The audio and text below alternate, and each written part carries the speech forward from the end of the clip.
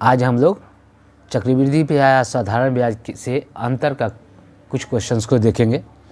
यहाँ है कि यदि किसी राशि का 2 वर्ष का चक्रवृद्धि ब्याज 328 रुपया तथा साधारण ब्याज 320 रुपया है तो ब्याज की दर क्या होगा। ब्याज की दर साधारण ब्याज और चक्रवृद्धि ब्याज में थोड़ा संबंध देखें। अगर साधारण ब्याज की दर से कोई ब्याज रहता है तो यहाँ दिया हुआ है साधारण ब्याज 320 रुपया, कितने दिनों का? 2 वर्ष का। साधारण ब्याज प्रत्येक वर्ष समान रूप से चलता है। जैसे 2 वर्ष का साधारण ब्याज 320 रुपया है, इसका मतलब क्या होगा? 1 वर्ष का साधारण ब्याज इसका जो आधा होगा वही होगा।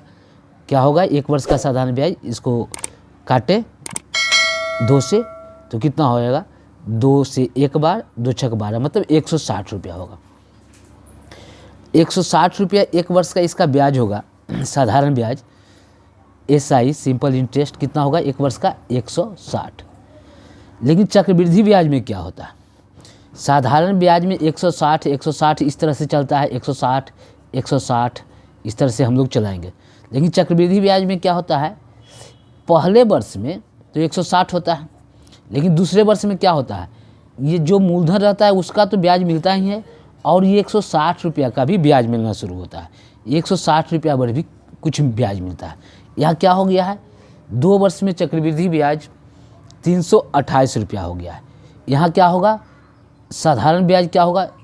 160। यहाँ चक्रवृद्धि ब्याज क्या होगा? 160, और इस पर तो 160 तो हो जाएगा 320, और इस पर भी ब्याज पर भी कुछ ब्याज मिलेगा।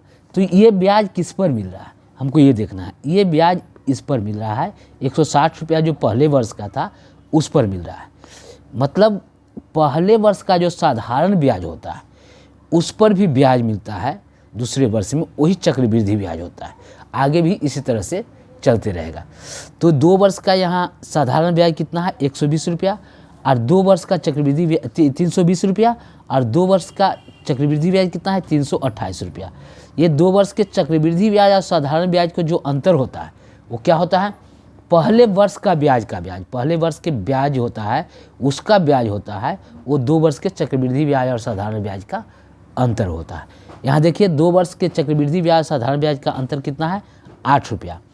वो पहले वर्ष का ब्याज कितना है? 160 रुपया, उसका ब्याज हो गया। तो दर हमको निकालना है, तो यहाँ P कितना हो जाएगा? 160 रुपया, उसका ब्याज कितना हो जाएगा? 8 रुपया। अब हमको दर निकालना है, तो दर बराबर क्या होता है? दर बराबर ब्याज गुने 100। ब्याज कितना हो जाएगा? ब्याज हम लोग कितना निकाले? 8 रुपया। किसका? ब्याज गुने 100 बटे मूलधन कितना था? 160 रुपया का ब्याज मिला। पहले वर्ष का ब्याज जो था उसी पर, और गुने समय कितना? 1 वर्ष के लिए, तो कितना हो जाएगा? 8 दूनी 16 और 20 पचे 100, 5% इस तरह से आपको ब्याज प्राप्त होगा। फार्मूला की मदद से भी आप इसको बना सकते हैं ब्याज की दर निकालने के लिए। इस तरह का ब्याज की दर बराबर क्या होता है? दोनों ब्याज में अंतर। इस तरह से आप बना सकते हैं, दोनों ब्याजों में अंतर गुना 2 गुना 100 बटा क्या होगा? साधारण ब्याज क्या है? दोनों ब्याजों में अंतर दिया हुआ है कितना? 328 में 320 घटाएंगे तो कितना होगा? 8 गुने 2 गुना 100, और साधारण ब्याज कितना दिया गया है? 320। काटिए 8 दूना 16, 16 से 2 बार 20, और 20 पचे 100। इस तरह से आपका 5% इस तरह से भी आंसर निकाला जा सकता है। देखें ये भी इसी तरह से है। एक धन का 2 वर्ष का चक्रवृद्धि ब्याज 410 रुपया तथा साधारण ब्याज 400 रुपया है। ब्याज की दर ज्ञात कीजिए। हम लोग इसके पहले सीखने का कोशिश किए थे कि 2 वर्ष का चक्रवृद्धि ब्याज तथा साधारण ब्याज का अंतर क्या होता है? पहले वर्ष के ब्याज का ब्याज होता है। पहले वर्ष का 2 वर्ष का साधारण ब्याज क्या है? 400 रुपया। तो 1 वर्ष का क्या होगा? साधारण ब्याज तो प्रत्येक वर्ष समान रूप से चलता है तो एक वर्ष का साधारण ब्याज 200 रुपया हो जाएगा। एक वर्ष का साधारण ब्याज कितना 200 रुपया हो जाएगा।